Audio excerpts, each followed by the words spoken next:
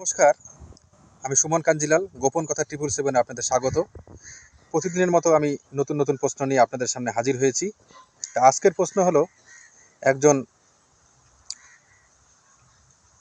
প্রায় 22 বছরের একজন লেডি, সে আমাকে এসে বলল যে 2014 সাল থেকে আমি একটি ছেলের সঙ্গে সম্পর্কে আছি। ছেলেটি নেটওয়ার্ক ইঞ্জিনিয়ার, খুবই ব্যস্ত মানুষ।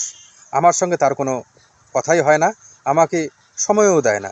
শুধু রবিবার যখন কথা হয় তখনই ও আমার ছোট প্যান্ট পরা ছবি চায়। ছবিটা পেয়ে গেলেই আবার সে নিজের জগতে চলে যায়। আমাকে ও বিয়ের জন্য খুব চাপ দেয়, কিন্তু আমি বুঝতে পারছি না ওর সঙ্গে বিয়ে করা ঠিক হবে কিনা। কি করব বুঝতে পারছি না। আমি বললাম, বিয়েটা যে এখনো কেন করে নাওনি, এই তো আমি ভাবছি।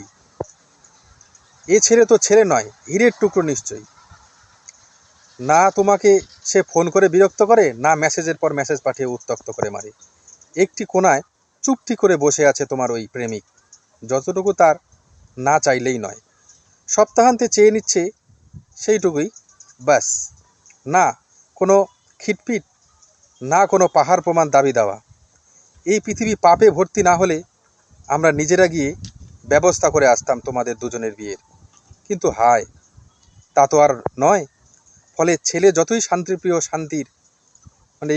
শান্ত ছেলে হোক না কেন, তার সম্পর্কে আরও খানিকটা না জেনে নিয়ে বিয়ের কথা ভুলেও ভেবো না।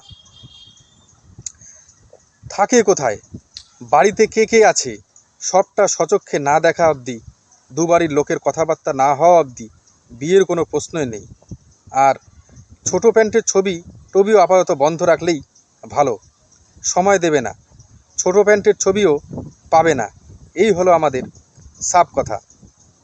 তো আজ এই পর্যন্তই। আমার চ্যানেলটিকে অবশ্যই সাবস্ক্রাইব করে রাখবেন নতুন নতুন আপডেট পেতে। নমস্কার।